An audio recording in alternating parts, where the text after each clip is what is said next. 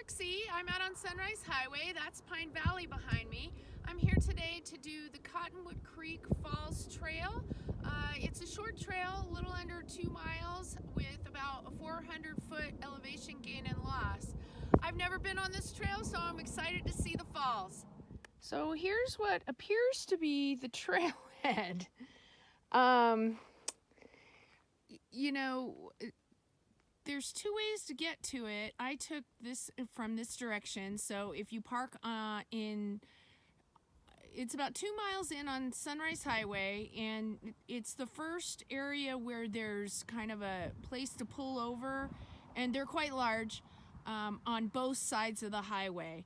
And so if you park in the eastern section, it seems a little bit easier to get down on, there's kind of a path.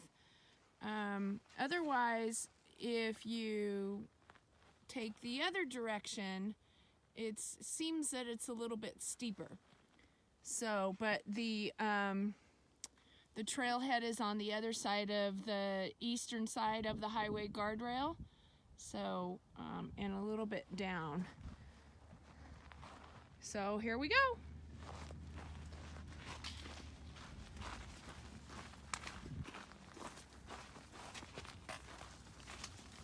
It doesn't look like anybody's been on this trail since the snow. Let's see a little bit of snow. Because I didn't see any footprints in the snow that is remaining. I did bring my hiking poles today because of the elevation gain and loss. I just thought it would save my knees a little bit and give me a little bit more stability, because it said in the description that it can be a little slippery down on the rocks. But it's about 53 right now, so I'm bundled up a little bit, but the sun is quite warm, so I think I overdressed. It's been a while since I've been around snow, so but really perfect conditions. Not super windy today. There was a little bit of wind up at the top, but for this right above Pine Valley, that was pretty good. So, but it's neat to see the snow. And like I said, I've never been to these falls before. They're typically dry, and so this year has been a wet year for us here in San Diego County. And I'm excited to see something new. Parts of the way down, you can start to hear the water from the creek, and then just shortly after you start hearing it, you can see.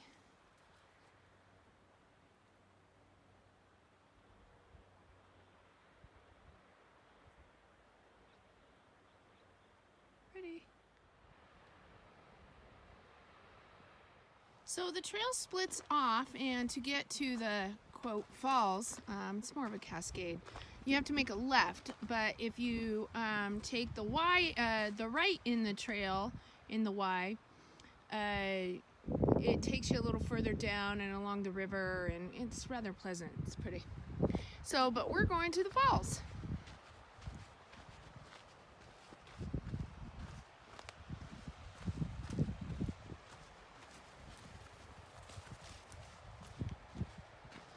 It'd be hard to get lost on this trail, although, you know, I'm sure somebody has at some point.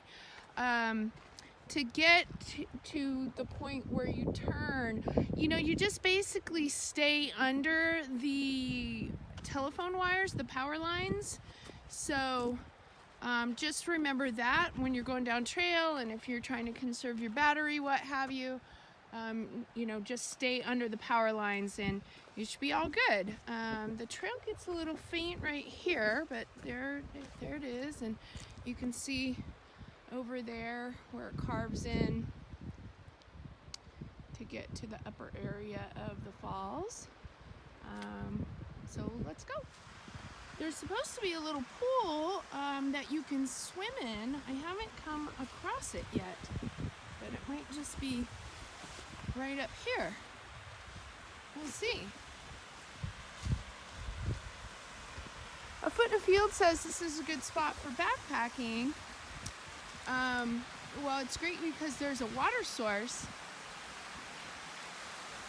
I saw a couple spots, a lot of spots for cowboy camping. I'm not sure about, oh pretty, about big enough flat space to set up a tent. Yeah, I don't know about a swimming hole. It doesn't look very deep. It's very pretty though.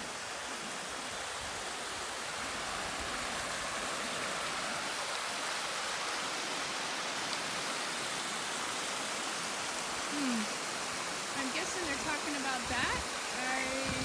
Looking at it, it looks maybe 3 feet deep, maybe.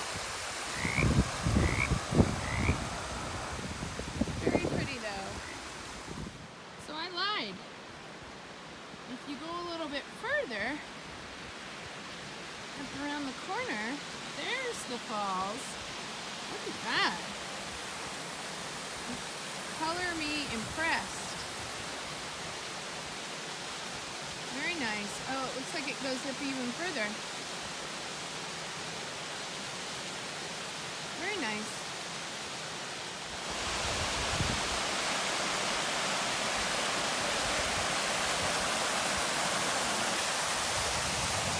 It's definitely deep there.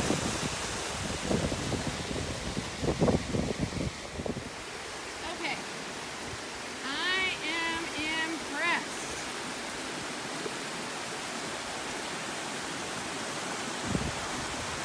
Beautiful. A lot more water than I expected.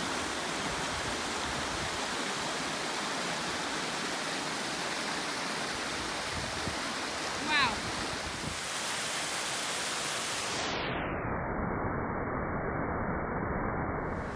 Just beautiful. And it's just the gift that keeps on giving, because if you keep going, so does it. It just keeps going and going. Beautiful. Look at that.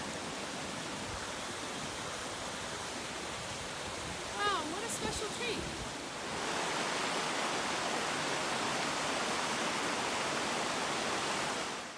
Okay, so trail wrap up.